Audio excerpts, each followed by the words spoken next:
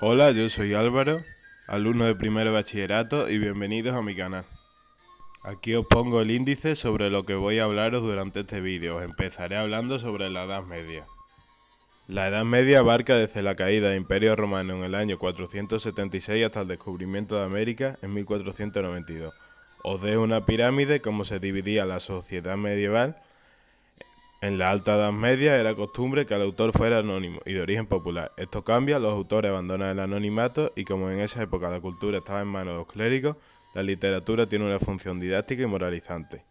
El primer documento conservado de la épica castellana es el Cantar del Miocí. En el siglo XV aparecen las primeras recopilaciones de poemas cancioneros y en 1492 Antonio de Nebrija publica la primera gramática castellana. La literatura castellana se inicia con la lírica. La primera obra es de carácter popular y de transmisión oral. Los autores cultos contribuyen a convertir el castellano en una lengua hasta para la poesía. La poesía lírica tradicional es el género más extendido durante la Edad Media y se cultiva desde su origen en todas las lenguas que existían en la península. La parte culta de esta cancioncilla escrita en árabe se llama mosaja y el estribillo recibe el nombre de jarcha. La temática jarcha suele ser de tipo amoroso. La composición es típica de la lírica galaico-portuguesa, son las cánticas. Poemas de estilo sencillo y temática amorosa, escritos por autores cultos que añaden elementos populares a sus composiciones. También podemos encontrar la lírica catalano-provenzal, que se basaba principalmente en las cancos, canciones en catalán. Había tres tipos de cánticas, las de amigos, las de amor y las cánticas de escarnio y maldecir. Las cánticas de amigos eran poemas líricos escritos por hombres que tenían un tono más melancólico. Las cánticas de amor eran poemas de temática amorosa en primera persona para cantarle a su amada, que aparece idealizada como un ser inaccesible que no corresponde al amor del poeta.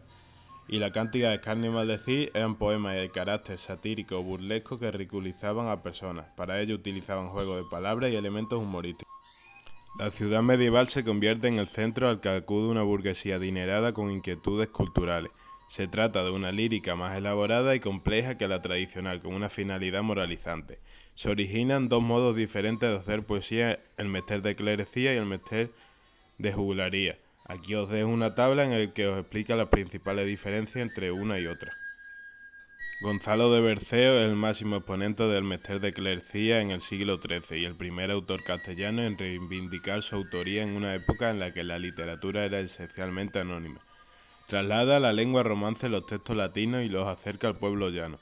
Su obra escrita, toda en cuaderno vía, suele clasificarse en vidas de santos, obra de carácter doctrinal y poemas dedicados a la Virgen. Emplea un lenguaje afectivo como cercano, con numerosos refranes, y Berceo aparece en la obra como personaje, y adopta el lenguaje de los juglares para llamar la atención del público. Su única obra conocida es el libro de Buen Amor. Cuenta diferentes aventuras en forma autobiográfica, tiene un propósito moralizante y parece burlarse de la sociedad de su época a través de una fina ironía. La obra se compone de una sucesión de relatos amorosos como fábula. Destaca la figura de la Trotaconvento como mujer que ayuda a la cipreste en sus andadas amorosas. El lenguaje es rico y variado, toma con técnica propia el sermón religioso y un estilo que combina el registro coloquial y el culto. Aquí os dejo a tres de los máximos representantes de la lírica castellana.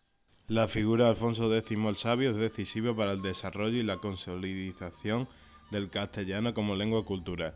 Durante su reinado el monarca se propone copiar y traducir al castellano todas las obras para que sus súbditos pudieran comprender los textos y acceder a la cultura.